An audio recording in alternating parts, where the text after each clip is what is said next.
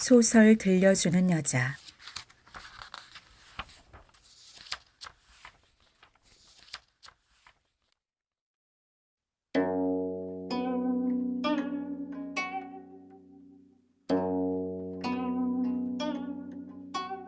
이생 규장전. 이생이 담 너머를 엿보다. 김시습.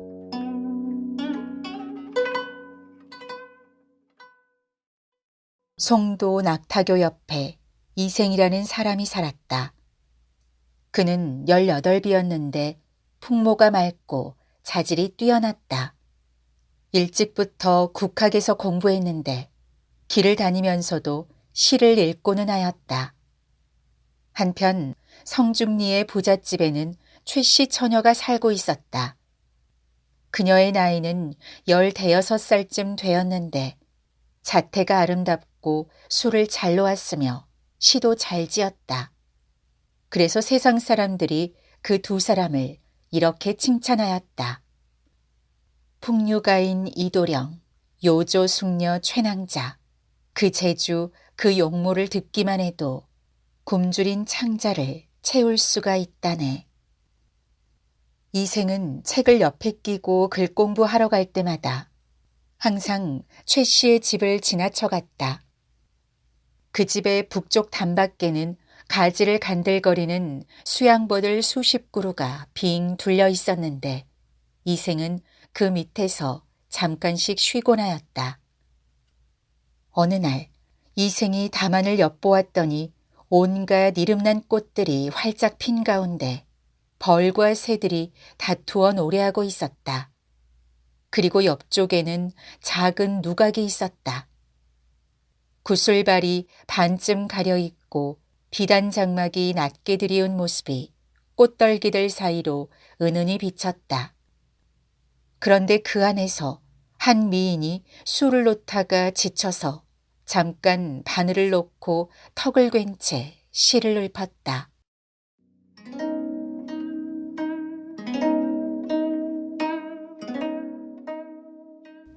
홀로 사창가에 기대 앉아 수놓기도 더디구나. 온갖 꽃떨기 속에 꾀꼬리 울음 곱기도 해라. 괜스레 마음속으로 봄바람을 원망하며 말없이 반을 멈추고 생각에 잠기네. 길 가는 저희는 어느 집 도련님일까. 푸른 옷긴 어른 띠가 늘어진 버들 사이로 어른거리네. 어떻게 하면 대청 위의 제비가 되어 나지막이 주렴을 스쳐 담장을 날아 넘으리.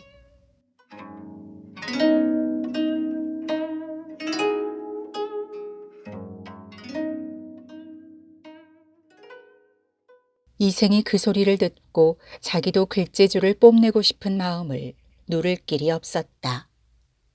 그러나 그 집의 문은 아득히 높았고 뜰앞과 안채도 깊숙한 곳에 있었으므로 할 일 없이 서운한 마음을 품고 자리를 떠날 수밖에 없었다.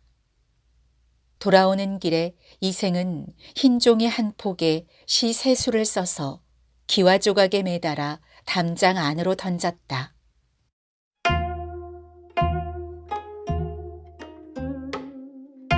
무산 12봉우리에 안개가 첩첩 쌓였는데 반쯤 드러난 뾰족 봉우리 울긋불긋하구나. 양왕의 외로운 꿈이 번뇌스러워 기꺼이 구름되고 비되어 양대로 내려오려나. 사마상여가 탕문군을 꿰어내려 할 때 마음속의 품은 정은 이미 흠씬 깊었도다. 울긋불긋 담장머리 농염한 복사꽃과 오약꽃은 바람 따라 어느 곳에 어지러이 지려나. 좋은 인연인가 나쁜 인연인가 부질없는 인의 시름 하루가 1년 같아라. 28자 시로 중매가 이루어졌으니 남교에서 어느 날 신선을 만나려나.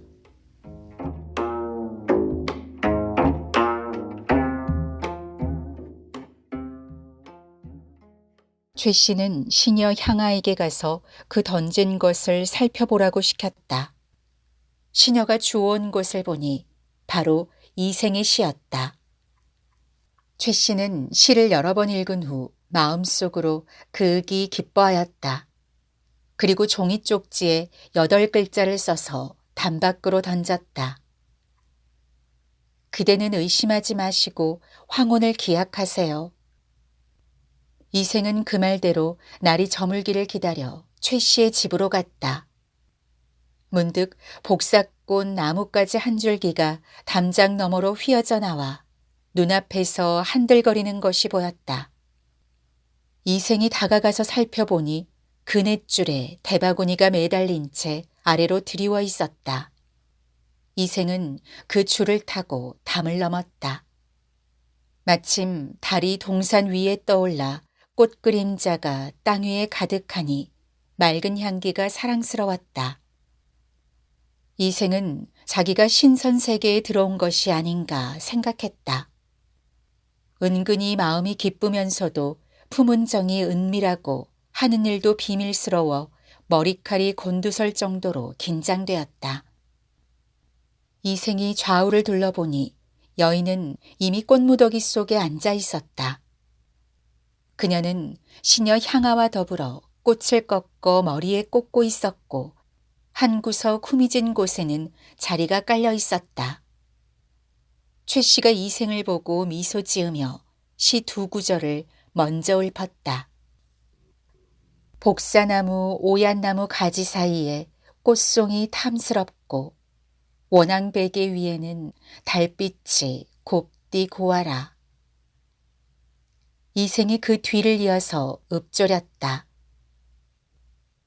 다음 날 어쩌다가 봄 소식이 새어나가면 무정한 비바람에 가련해지리라.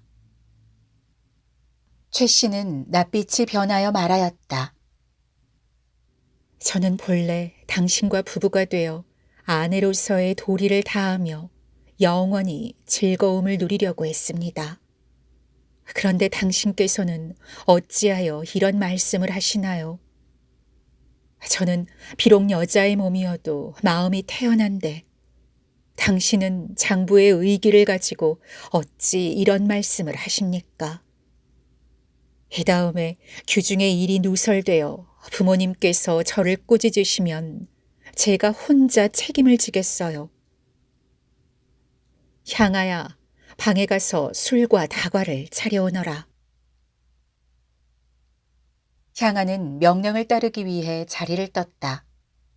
사방은 적막하고 고요하여 아무런 인기척이 없었다. 이생이 최 씨에게 물었다. 이곳은 어디입니까? 최 씨가 대답하였다. 이곳은 뒷동산 작은 누각 아래예요. 부모님께서는 저 하나를 외동딸로 두셔서 사랑이 각별하시답니다. 그래서 따로 이 누각을 연못가에 지어주셨죠. 봄이 무르익을 때 이름난 꽃들이 만발하면 시녀를 거느리고 즐겁게 놀라고 하신 것이지요. 부모님 계신 거처는 여기에서 멀리 떨어져 있어서 아무리 크게 웃고 떠들어도 좀처럼 아실 수 없을 거예요. 최 씨는 향기로운 술 한 잔을 따라 이생에게 권하면서 고풍시 한 편을 지어 읊었다.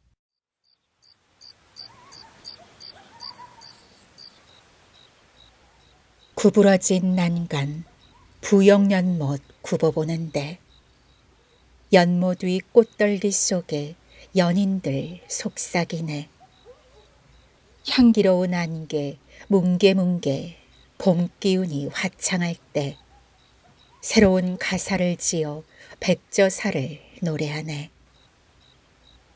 달 기운이 꽃그림자가 방석 위로 스며들고 긴 가지 함께 잡아당기니 붉은 꽃비 내리네. 바람결에 흩날린 맑은 향내 옷의 스민이 가충의 딸이 봄볕 아래 춤을 추네. 비단적삼 가벼이 해당화 가지를 스쳤다가 꽃 사이에 자고 있던 앵무새만 깨웠네. 이생이 바로 시를 지어 화답하였다. 무릉도원에 잘못 들었나. 복숭아꽃 만발한데 많고 많은 인애정회 말로 다 못하겠네. 구름 같은 갈래머리에 금비녀 낮게 꽂고 산뜻한 봄적삼을 푸른 모시로 지어 입었네. 한 가지에 달린 꽃이 봄바람에 피었으니 무성한 꽃가지에 비바람아 부지 마라.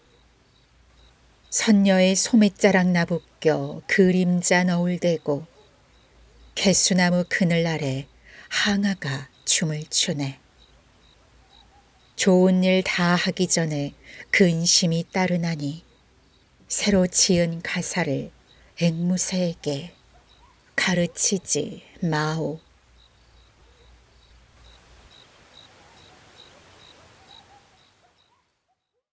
시를 다 읊고 나자 최 씨가 이생에게 말했다.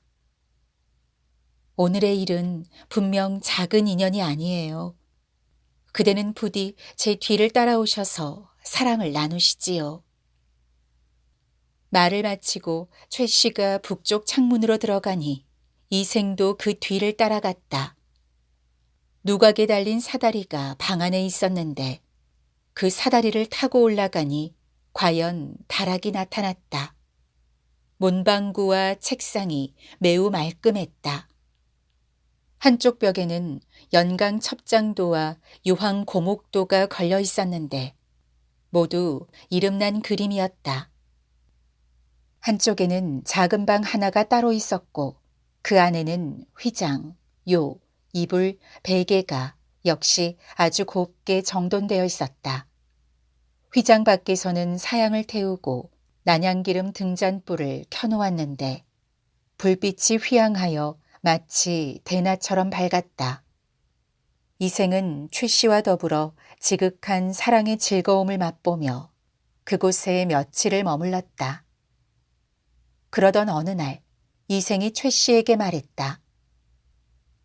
옛 성인의 말씀에 어버이가 계시면 나가 놀더라도 반드시 가는 곳을 고해야 한다라고 했소. 그런데 지금 나는 부모님께 아침 저녁 문안 인사를 드리지 못한 채 벌써 사흘이나 보냈구려.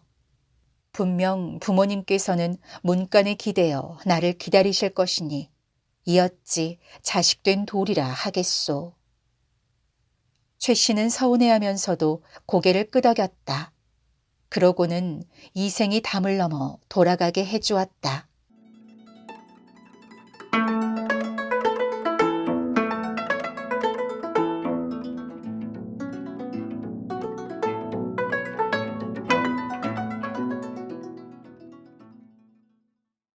이생은 그 뒤부터 밤마다 최 씨를 찾아가지 않는 날이 없었다.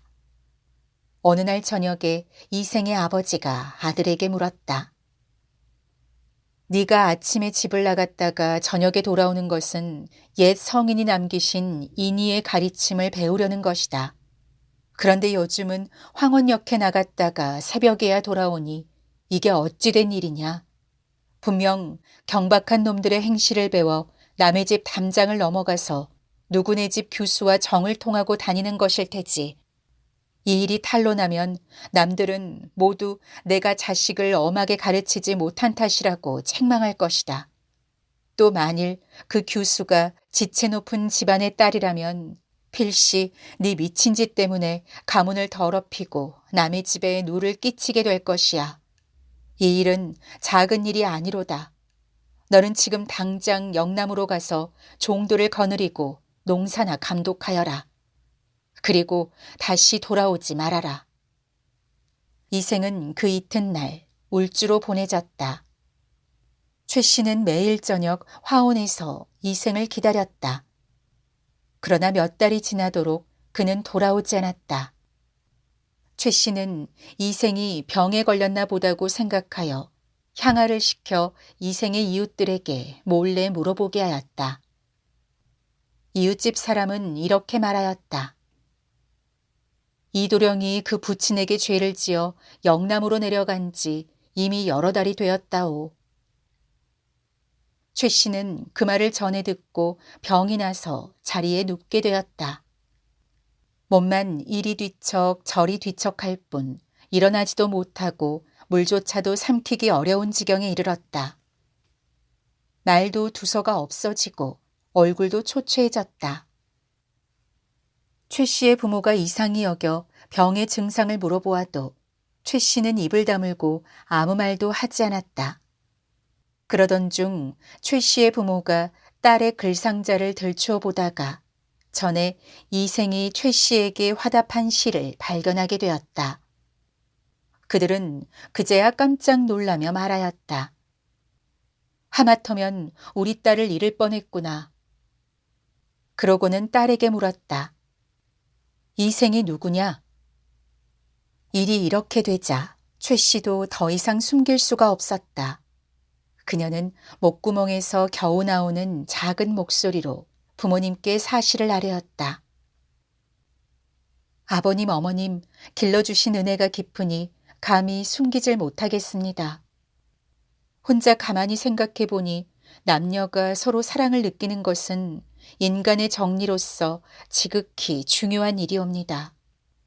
그러므로 매실이 떨어지는 것을 보고 혼기를 놓치지 말라고 시경의 주남편에서 노래하였고, 여자가 정조를 지키지 못하면 흉하다는 말을 주역에서 경계하였습니다. 저는 버들처럼 가녀린 몸으로 뽕나무 잎이 시들기 전에 시집가야 한다는 말을 유념치 못하고 길가 이슬에 옷을 적셔 주위 사람들의 비웃음을 받게 되었습니다. 덩굴이 다른 나무에 의지해서 살듯 벌써 위당 처녀의 행실을 하고 말았으니 죄가 이미 넘쳐 가문에 누를 끼치게 되었습니다. 그러나 저 신이 없는 도련님이 한번 가씨 집안의 향을 훔친 뒤로 원망이 천갈래로 생겨났습니다. 여리디 여린 몸으로 서러운 고독을 견디다 보니 그리운 정은 나날이 깊어가고 큰 병은 나날이 더해가서 거의 죽을 지경에 이르렀습니다. 장차 한 맺힌 귀신이 될 듯합니다. 부모님께서 저의 소원을 들어주신다면 제 남은 목숨을 보존하게 될 것이고, 만약 간곡한 청을 거절하신다면 그저 죽음만이 있을 뿐입니다. 이생과 저승에서 함께 논일지언정 맹세코 다른 가문으로 시집가지는 않겠습니다. 이에 최 씨의 부모도 그녀의 뜻을 알게 되었으므로 다시 병의 증세를 묻지 않았다. 그저 한편으로는 경계하고 한편으로는 달래가면서 딸의 마음을 누그러뜨리려고 노력하였다. 그러고는 중매의 예를 갖추어 이생의 집에 혼인 의사를 물었다. 이생의 아버지는 최 씨 가문의 문벌이 어떤지를 물은 후 말하였다. 우리 집 아이가 비록 나이가 어려 잠시 바람이 나긴 했지만 학문에 정통하고 풍모도 남부끄럽지 않으니 바라는 바는 앞으로 장원급제하여 훗날 세상에 이름을 떨치는 것이요. 서둘러 혼처를 구하고 싶지 않소. 중매쟁이가 돌아와 최 씨 부친에게 이 말을 아뢰니 최 씨 집안에서 다시 이 씨 집안에 이러한 말을 전했다. 한 시대의 벗들이 모두 그댁 아드님의 재주가 뛰어나다고 칭찬들을 하더이다. 지금은 웅크리고 있지만 어찌 끝내 연못 속에만 머물러 있겠습니까? 속히 좋은 날을 정해 두 가문의 즐거움을 합하는 것이 좋을 듯합니다. 중매쟁이가 또 가서 그 말을 이생의 부친에게 고하니 그 부친이 말하였다. 나 역시 젊어서부터 책을 잡고 경전을 공부했지만 늙도록 성공하지 못했소. 노비들은 도망가 흩어지고 친척들의 도움도 적어 생활이 어렵고 살림도 궁색하다오. 그러니 문벌 좋고 번성한 집에서 어찌 한낱 한미한 선비를 사위로 삼으려 하신단 말이오. 이는 반드시 일 만들기 좋아하는 사람들이 우리 집안을 과도하게 칭찬해서 귀댁을 속인 것일 겁니다. 중매쟁이가 다시 최 씨 가문에 고하자 최 씨 부친이 말하였다. 납체의 예와 의복에 관한 일은 제가 모두 알아서 하겠습니다. 좋은 날을 가려서 화촉을 밝힐 날짜만 정해주시면 좋겠습니다. 중매쟁이가 또 돌아가서 고하였다. 이 씨 집안에서는 일이 여기에 이르자 마음을 돌려 곧 이생을 불러다 그의 의사를 물었다. 이생은 기쁨을 이기지 못하여 시 한 수를 지었다. 깨진 거울이 다시 합쳐 둥글게 되는 것도 때가 있는 법. 은하수의 까맣까치들이 아름다운 기약을 도와주었네. 이제 월화 노인이 붉은 실로 메어주리니 봄바람 불어도 두견새를 원망 마시오. 최 씨는 이 소식을 듣고 병이 차츰 회복되었다. 그리고 그녀 역시 시 한 수를 지었다. 나쁜 인연이 바로 좋은 인연이었던가. 맹세의 말이 마침내 이루어졌네. 임과 함께 작은 술에 끌고 갈 날이 어느 때일까. 부축받고 일어나 꽃비녀를 주스르려네. 이에 길이를 가려 혼례를 치르니 끊어졌던 사랑의 줄이 다시 이어지게 되었다. 그들은 혼인 후 부부가 서로 사랑하고 공경하면서 손님을 대하듯 예를 갖추니 비록 양홍과 맹광, 포선과 환소군 같은 부부라도 그 절개와 의리를 따를 수가 없었다.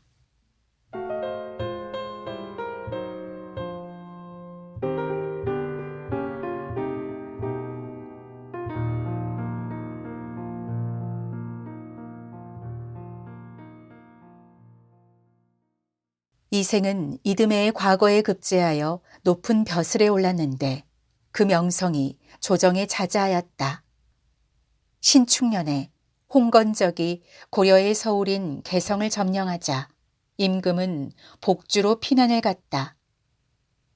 홍건적은 집을 불태우고 사람을 죽이고 가축을 잡아먹었다. 백성들은 부부, 친척끼리도 서로를 보호하지 못하고 이리저리 달아나 숨은 채 각자 자기 살 길을 도모해야 하는 처지가 되었다. 이생도 가족들을 데리고 외진 산골로 숨었는데 도적 한 명이 칼을 빼어들고 그들의 뒤를 쫓아왔다. 이생은 달아나 겨우 목숨을 건졌지만 최 씨는 도적에게 사로잡히고 말았다. 도적이 자신을 겁탈하려 하자 최 씨는 크게 꾸짖으며 말하였다. 호귀야, 나를 죽여 삼켜버려라. 차라리 죽어 승냥이와 이리의 뱃속에 들어갈지언정 어찌 개 돼지 같은 놈의 짝이 되겠느냐. 도적은 노하여 최 씨를 죽이고 난자질하였다. 이생은 거친 들판에 숨어서 겨우 목숨을 보전하다가 얼마 후 도적이 물러갔다는 소식을 듣고 부모님이 사시던 옛집을 찾아갔다. 그러나 집은 이미 전쟁통에 불타버린 후였다. 그래서 이번에는 최 씨의 집으로 가보았더니 행랑채만 덩그러니 남아 황량한 가운데 쥐들이 찍찍대고 새들이 지저귀고 있었다.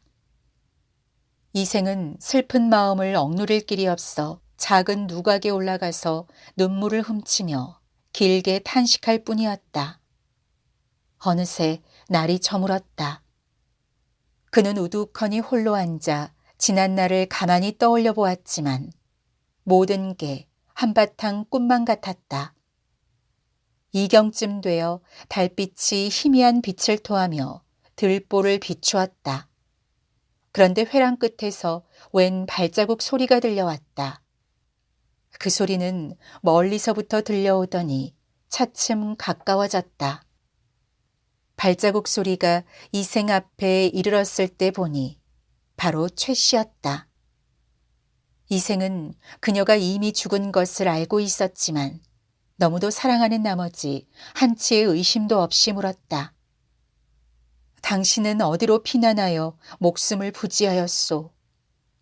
최 씨는 이생의 손을 잡고 한바탕 통곡하더니 그간의 사정을 이야기하기 시작했다.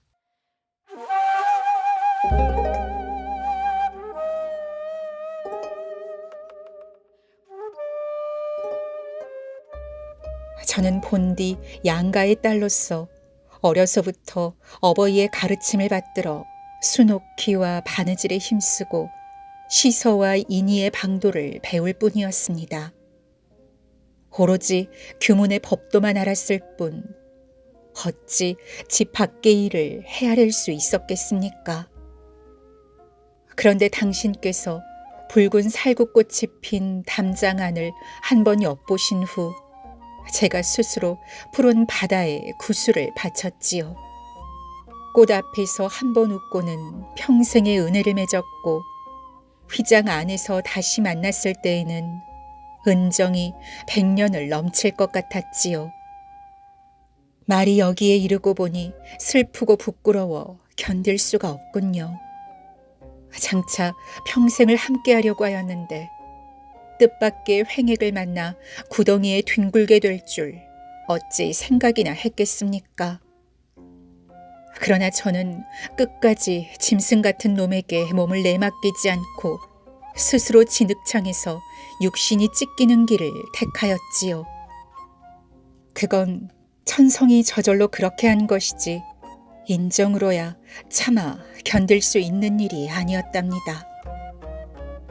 외진 산골짜기에서 당신과 헤어진 후로 짝을 잃고 홀로 날아가는 새의 신세가 된 것이 너무 한스러웠습니다.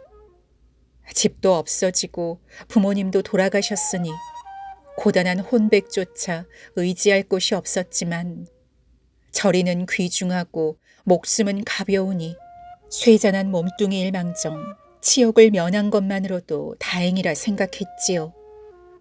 하지만 누가 마디마디 끊어져 재처럼 식어버린 제 마음을 불쌍히 여겨주겠습니까? 그저 조각조각 끊어진 썩은 창자만 모아두었을 뿐 해골은 들판에 던져졌고 간과 쓸개는 땅바닥에 버려져 흙먼지를 뒤집어 쓰고 있지요. 가만히 지난날의 즐거움을 헤아려 보기도 하지만 오늘의 근심과 원한만이 마음에 가득 차버렸습니다. 이제 취연이 피리를 불어 적막한 골짜기에 봄바람을 일으켰으니 저도 천녀의 혼이 이승으로 돌아왔듯이 이곳으로 돌아오렵니다. 복례산에서 12년 만에 만나자는 약속을 이미 단단히 맺었고 취굴에서 삼생의 향이 그윽이 풍겨나오니 그동안 오래 떨어져 있던 정을 되살려서 옛 맹세를 저버리지 않겠다고 약속하겠어요. 만약 당신이 아직도 옛 맹세를 잊지 않으셨다면 저는 끝까지 잘해보고 싶어요. 당신도 허락하시는 거지요.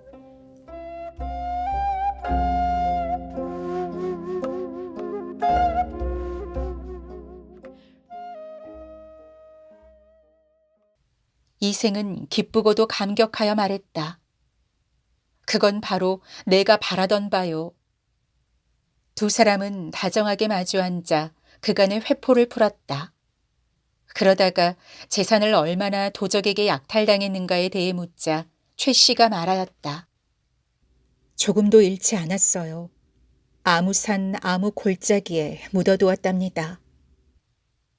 이생이 또 물었다. 양가 부모님의 유해는 어디에 있소? 최 씨가 대답하였다. 아무 곳에 그냥 버려져 있는 상태랍니다. 두 사람은 그간의 정애를 다 나눈 후 나란히 잠자리에 들었다. 지극한 즐거움이 예전과 같았다. 다음 날 최 씨와 이생은 함께 재물이 묻혀 있다는 곳을 찾아갔다. 과연 금은 여러 덩이와 얼마간의 재물을 얻을 수 있었다. 그들은 양가 부모님의 유고를 수습한 후 금과 재물을 팔아 각각 오관산 기슭에 합장하였다. 묘소에 나무를 심고 제사를 드려 예를 극진히 갖추었다. 그 뒤 이생은 벼슬을 구하지 않고 최 씨와 함께 살았다. 목숨을 구하고자 달아났던 종들도 다시 스스로 돌아왔다. 이생은 이때부터 인간사에 게을러져서 비록 친척이나 손님들의 기륭사에 할애하고 조문해야 할 일이 있더라도 문을 걸어 잠그고 밖으로 나가지 않았다. 그는 항상 최 씨와 더불어 시를 지어 주고받으며 금실 좋게 행복한 시간을 보냈다. 그렇게 몇 년이 흘러갔다. 어느 날 저녁 최 씨가 이생에게 말했다. 3번이나 좋은 시절을 만났지만 세상 일은 뜻대로 되지 않고 어그러지기만 하네요. 즐거움이 다하기도 전에 갑자기 슬픈 이별이 닥쳐오니 말이에요. 그러고는 마침내 오열하기 시작하였다. 이생은 깜짝 놀라서 물었다. 무슨 일로 그러시오? 최 씨가 대답하였다. 저승길의 운수는 피할 수가 없답니다. 하느님께서 저와 당신의 연분이 아직 끝나지 않았고 또 저희가 아무런 죄악도 저지르지 않았음을 아시고 이 몸을 환생시켜 당신과 지내며 잠시 시름을 잊게 해주신 것이었어요. 그러나 인간 세상에 오랫동안 머물면서 산 사람을 미혹시킬 수는 없답니다. 최 씨는 시녀를 시켜 술을 올리게 하고는 옥루춘에 맞추어 노래를 부르면서 이생에게 술을 권하였다.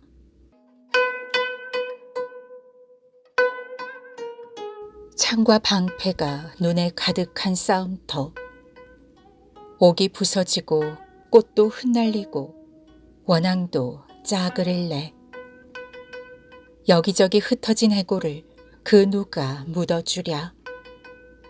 피에 젖어 떠도는 영혼 하수연할 곳 없어라. 무산 선녀가 고당에 한 번 내려온 후 깨졌던 거울이 거듭 갈라지니 마음만 쓰려라. 이제 한 번 이별하면 둘 사이 아득하니 하늘과 인간 사이에 소식마저 막히리라.